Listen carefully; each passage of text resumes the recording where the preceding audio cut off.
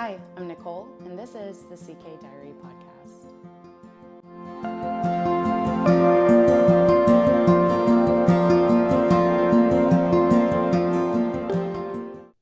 Hi, everyone. I hope you guys had a great week. I have a few things to show you, not a whole lot. This week has just been a normal week. We've been home doing hanging out with our neighbors. We went trick-or-treating with our two boys. They got a ton of candy. Our neighborhood goes crazy on Halloween. Halloween is not my favorite holiday. I don't like scary stuff. I don't like scary anything. Usually our neighborhood is pretty mild, but this year we had some pretty creepy houses, like 10-foot tall clowns and witches and skeletons, and like they had these massive just scary stuff in their yard. Not my favorite. There were a lot of houses that we avoided with our 2 and 4-year-old this year. But our neighborhood always goes all out. They do, a lot of houses will do like adult stops for, like they'll have like drinks and shots and jello shots and stuff like that. We even had a couple of houses this year that did buffets. Like one house had an entire Chinese buffet at their house, and then like some people had like chili. I think one person had like tomato soup and grilled cheese. Like they went all out this year, and it was really fun. It was fun seeing everyone walk around, and lots of like grandparents and aunts and uncles will come to the neighborhood with their families that live here and walk around with them, and it's always a big good time. But I know Thanksgiving is next, but I'm excited for Christmas. We don't do Thanksgiving at our house. We do Thanksgiving at my dad's house. So we usually decorate for Christmas really, really early. I don't know. I know some people don't like that, but Christmas makes me feel happy, so I like decorating for it early.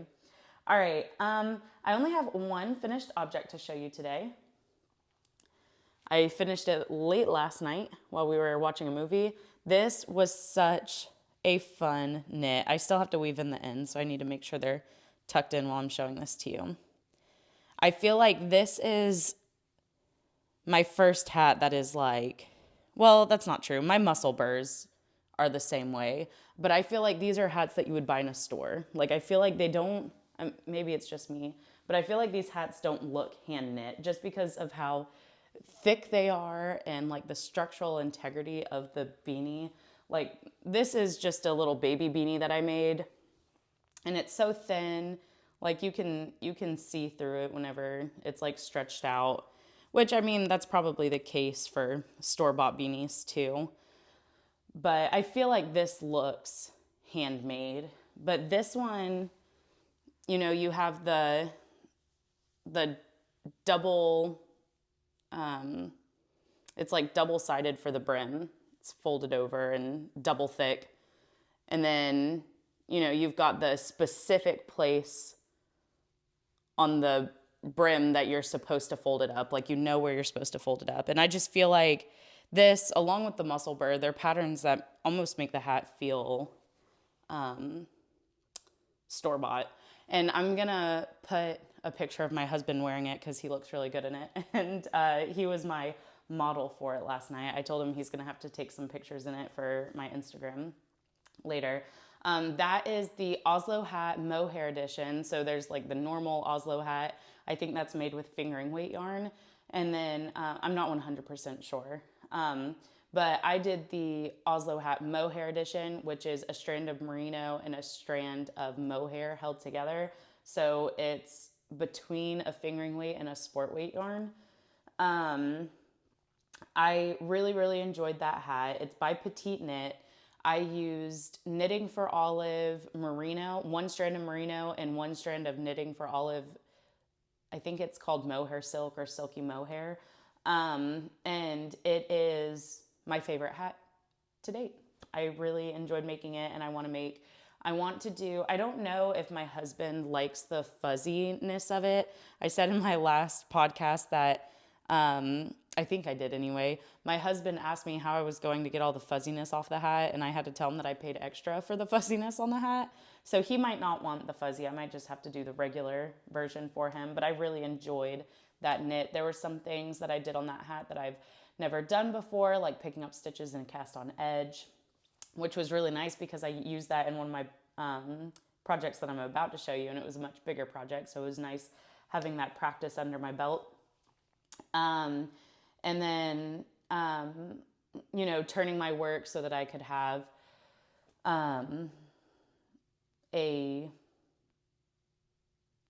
like the back of the stockinette stitch.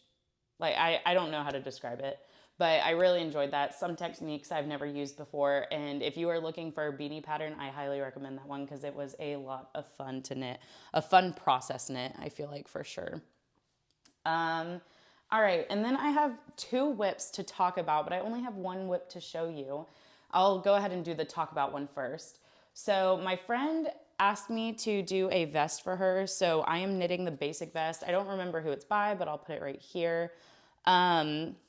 It's an easy bottom-up vest. This is the first garment that I've knit from the bottom up, I believe. I think everything else I've knit from top down. And it's actually really nice. So on the armholes, that was the thing that I was concerned about the most, was the armholes. Because for top down, you cast on stitches to shape the armhole. And I didn't know how it worked from the bottom up, but I've enjoyed top down so much that I usually just stick with top down patterns. Well, bottom up is super easy. You just, instead of casting them on, you bind off stitches for the armhole. Super easy, and it's been a lot of fun to put together. For the pattern, I'm using Wool of the Andes Superwash Worsted and Delft Heather. I think I needed 4 of these for the pattern. I am making the 4 to 6 year old size. I am through with the bottom ribbing, or the entire bottom of the sweater. I've already split for the front and back sections. And right now I am working on the back and shaping the bottom of the armholes and shaping the back. So I will have a lot to show you in next week's podcast. I left it in the car, and then my husband took my boys out for breakfast this morning. And so I just don't have the work in progress to show you, but I started it this past week, and I've gotten a lot done this past week. I really love making sweaters for little kids because they go so quick and they make me feel so accomplished. All right, and the last whip that I am working on this week is the Snow Dress by Knitting for Olive. I used the Knitting for Olive yarn for my Oslo beanie, and now I'm obsessed. I love their yarn. I love their colors. If you've never gone and looked at their yarn before, you need to. I'll link their website down below. It is, like, their colors are just so good. I feel like it's pretty affordable. I mean, for a fingering weight merino yarn from Knit Picks, it's like $7.80 or $7.60, something like that, for 50 grams. And they go on sale often, or from what I've seen, Knit Picks yarn typically goes on sale pretty often. But the Knitting for Olive yarn, if you order it through their website, I know. So the reason why I've been more hesitant is because whenever I've gone into yarn stores, it's like $10 for 50 grams. But when you order it on their website, it's only $7.30. So it is pretty affordable, like looking at other fingering weight half skeins. All right, so this is all tangled up. This is my first color work project. This is the Snow Dress by Knitting for Olive.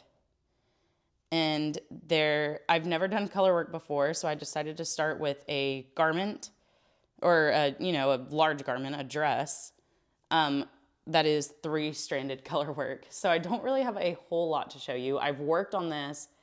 Don't let the lack of fabric make you think I haven't spent hours and hours on this.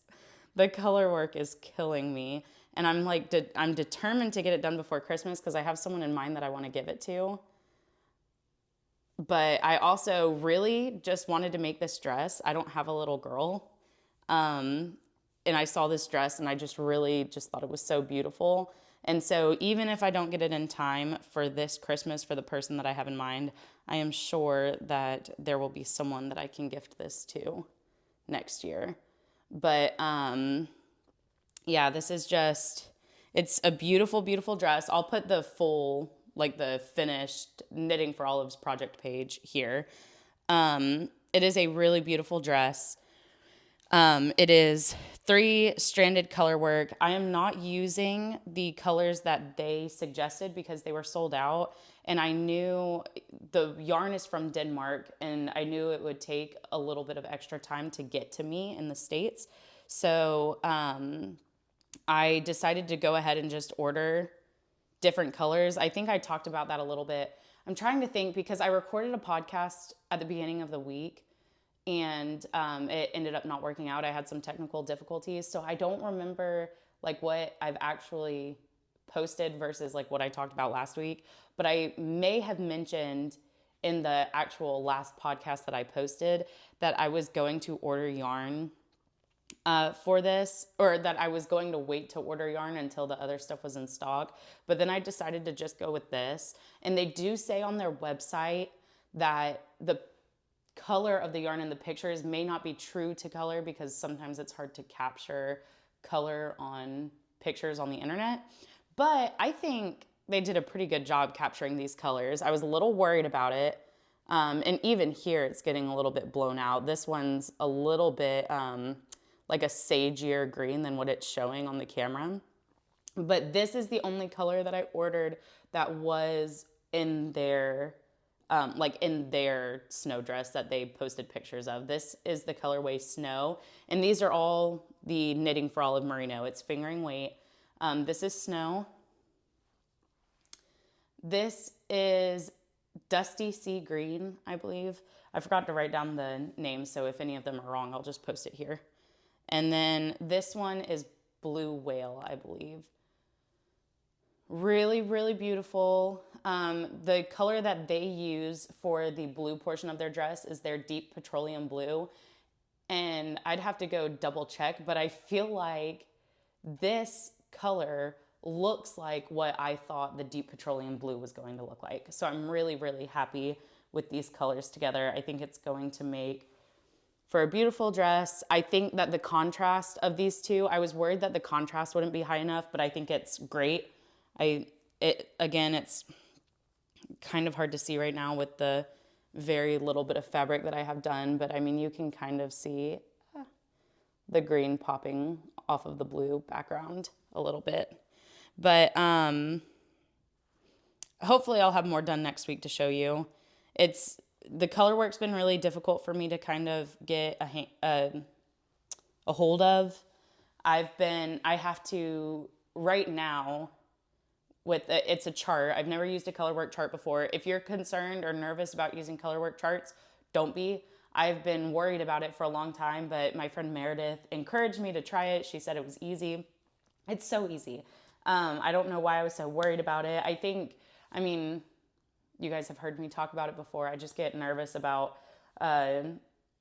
new techniques, but I like to push myself to try the new techniques because I find it's usually the same. Like it's something that I'm scared of, something that I think is going to be super hard to understand or hard to do, and then it turns out being super easy. Now, the thing with color work that is hard for me is holding the yarn and doing there's big spaces in between the color work, like certain, like big spaces between the blue and big spaces between the green. So I have to catch my floats. That has been kind of difficult for me for some reason.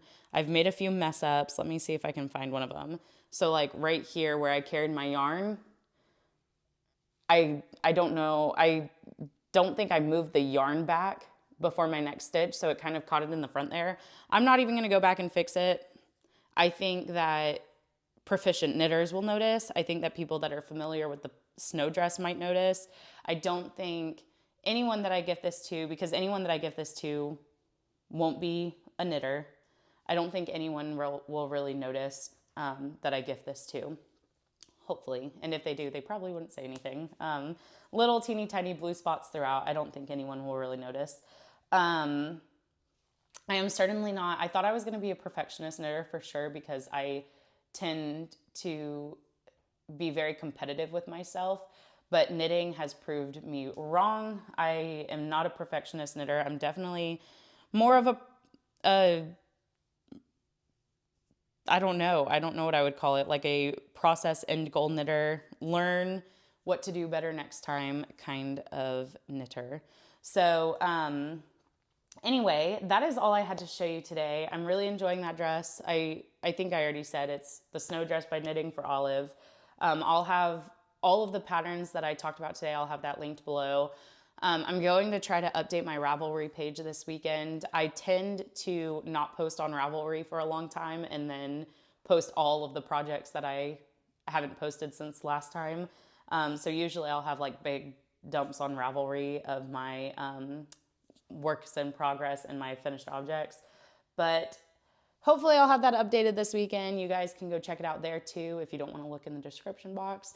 But that is all I've got for you today. Thank you so much for sitting and chatting with me, and I can't wait to talk to you next week. Have a great week. Bye.